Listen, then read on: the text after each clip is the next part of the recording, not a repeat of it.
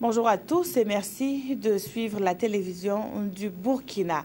Et tout de suite, nous retrouvons Viviane Tiendrebeogo en direct de Bobo-Dioulasso où se tient la 14e rencontre gouvernement-secteur privé. Bonjour Viviane.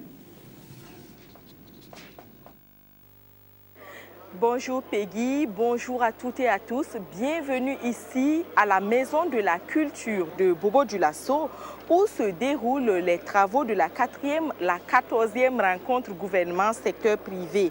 Cette année, tous réfléchissent sur les stratégies à mettre en œuvre pour permettre aux petites et moyennes entreprises et industries d'avoir plus facilement accès au financement.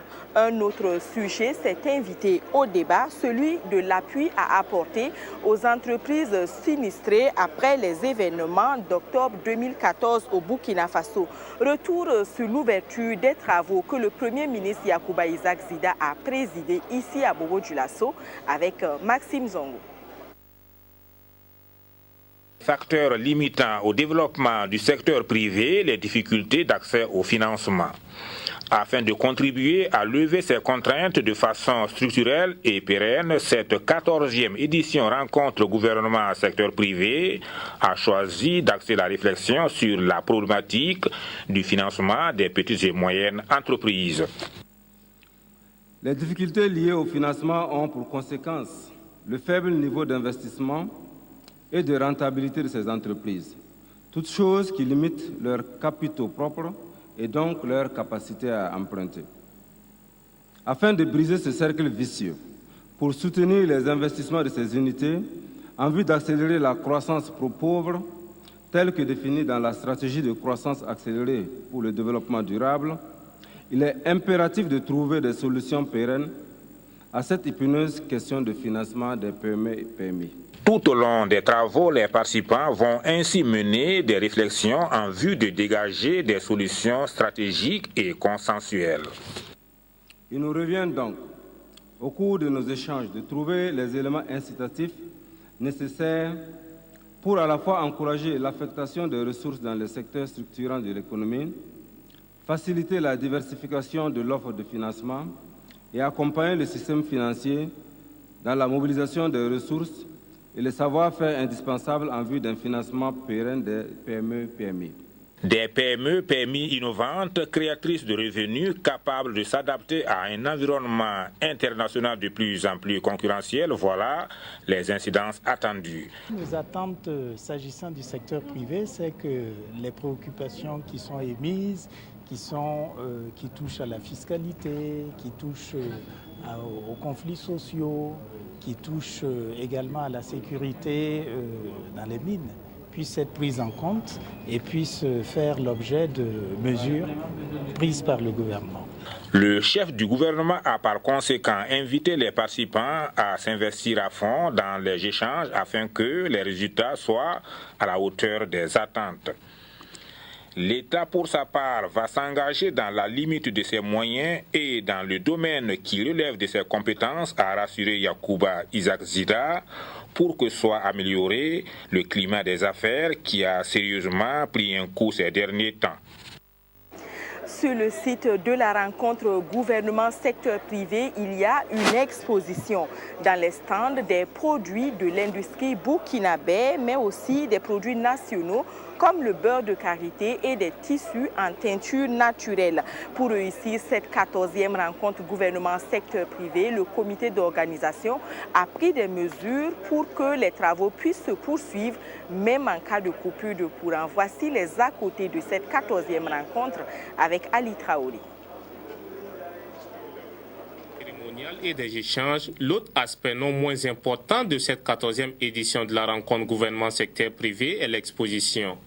Martine Tomodo confectionne des habits en teinture depuis plus d'une vingtaine d'années. Elle est donc présente à ce rendez-vous pour montrer son savoir-faire. Nous faisons la teinture naturelle et avec le tissu coton, c'est une teinture bio. Et aussi nous essayons de recycler également pour avoir des paniers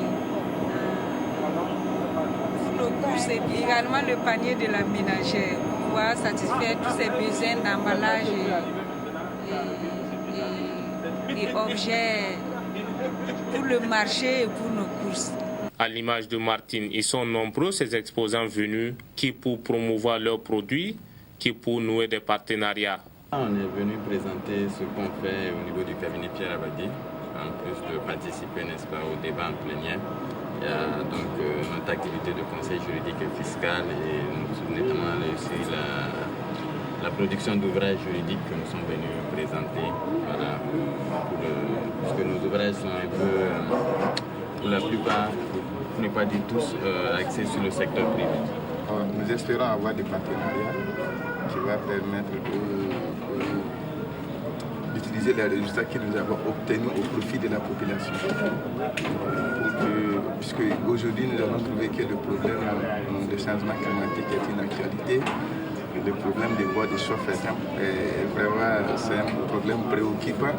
Et notre souci majeur est d'avoir des partenaires à partir desquels nous allons utiliser ces résultats-là pour les transformer en combustible afin de préserver notre environnement. Pour cette édition, comme pour les précédentes d'ailleurs, les forces de sécurité veillent au grain pour que la rencontre se passe au mieux.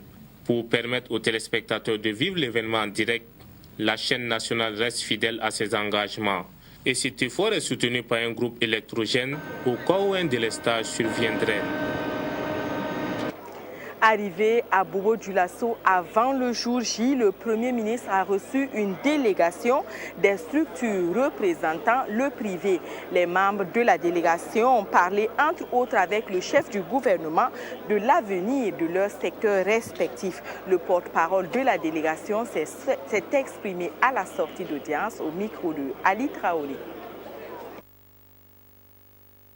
Nous avons passé en revue certains points qui seront certainement revus dans les détails. Mais bon, c'est des points de préoccupation tenant compte du rôle de ce secteur, ce qui est attendu du secteur. Son Excellence, Monsieur le Premier ministre, nous a d'abord encouragés à continuer le travail que nous faisons malgré la situation difficile que nous connaissons. Et nous aussi, de notre côté, nous avons pris l'engagement de mobiliser nos membres pour effectivement accompagner la transition pour que effectivement le pays retrouve la stabilité, la paix et le développement. Nous avons un invité ici à la Maison de la Culture de Bobo-Dioulasso. C'est le docteur Élie Justin Ouedraogo, vice-président chargé des relations extérieures et de la coopération au Conseil national du patronat burkinabé. Bonjour. Bonjour, madame. Alors, l'un des sujets qui s'est invité à cette 14e rencontre gouvernement secteur privé, c'est comment réparer les entreprises qui ont subi des dommages avec les événements d'octobre 2014. Si on doit dresser un bilan de ce qui, en termes de pertes et de ce qu'il y a à faire, qu'est-ce que vous pouvez dire? Merci, madame. D'abord, je crois qu'au nom de la communauté des opérateurs économiques présents au Burkina, nous voulons remercier le gouvernement de la transition pour la tenue de cette session. C'est la 14e session. C'est devenu une tradition, ça s'est institutionnalisé, que le gouvernement rencontre les acteurs du secteur privé pour échanger sur leurs préoccupations. Ceci étant, cette 14e session se tient dans un contexte particulier. C'est un contexte post-insurrection qui a connu malheureusement des pertes en vie humaine. Et la rencontre s'est d'abord inclinée sur la mémoire des martyrs de l'insurrection et a exprimé sa sympathie vis-à-vis des familles qui ont été touchées. Et ensuite, la rencontre, comme vous l'avez souligné, a constaté que le secteur privé a payé un très lourd tribut, un gros et très lourd tribut. Et lors de cette insurrection populaire, ça s'est traduit par des saccages d'unités de production. Et donc, c'est 106 entreprises au total, selon les rapports qui ont été fournis par le ministère du Commerce et la Chambre de commerce. Et c'est une perte pour ces 106 entreprises, dont certaines sont totalement saccagées. C'est une perte de plus de 70% de leur capacité productive. Alors, vous comprenez que dans un tissu industriel qui était en construction, une telle perte est extrêmement énorme. Et ça a entraîné sur le plan social plus de 7000 pertes d'emplois. Cela aussi est une donne extrêmement importante qui a donc amené la communauté des acteurs du secteur privé du Burkina à demander au gouvernement de bien vouloir entrevoir des mesures d'accompagnement pour permettre à ces entreprises-là de retrouver leur capacité productive, de réembaucher des personnes et de participer effectivement à la croissance du pays. Alors, vous êtes également président de la Chambre des mines du Burkina. Le secteur minier n'a pas été épargné. À quand est-ce qu'on peut espérer voir une reprise de l'activité des entreprises qui ont été sinistrées? C'est vrai que c'est une situation d'ensemble. Le secteur minier a été durement éprouvé par ces activités. Et certaines entreprises connaissent encore ces difficultés de dialogue social au sein des entreprises, de perturbation de l'activité de production au sein des entreprises. Et vous avez eu le cas de Brakina, à Bobo même aujourd'hui, où nous parlons, il y a le cas de SAP Olympique qui connaît des difficultés. Et nous avons souhaité que dans cet ensemble, le Burkina est un pays de dialogue, qui a une grande tradition de dialogue. Et ce que nous avons sollicité du gouvernement, c'est un accompagnement pour effectivement instaurer un dialogue avec les partenaires sociaux pour que revienne le calme et la paix au niveau des entreprises et que nous puissions jouer notre partition et accompagner le gouvernement de transition et que nous soutenons et nous entendons effectivement nous aussi jouer notre partition en créant toutes les conditions nécessaires pour relancer les activités dans ces entreprises. Si on parle de relance, quelle est l'enveloppe à peu près qu'il faut pour relancer l'activité de ces entreprises-là? Ça dépend des secteurs, mais c'est des enveloppes qui se sont en chiffres en dizaines de milliards. C'est des enveloppes qui se sont en dizaines de milliards, mais il s'agirait d'abord d'adopter une bonne méthode et une bonne procédure pour accompagner ces entreprises-là. Dans certains cas, on a évoqué la possibilité d'avoir des fonds de restructuration qui pourraient être des fonds qui, en plus de l'appui financier, pourraient avoir un apport en matière d'appui à la gestion pour la reprise des activités et également un appui technique.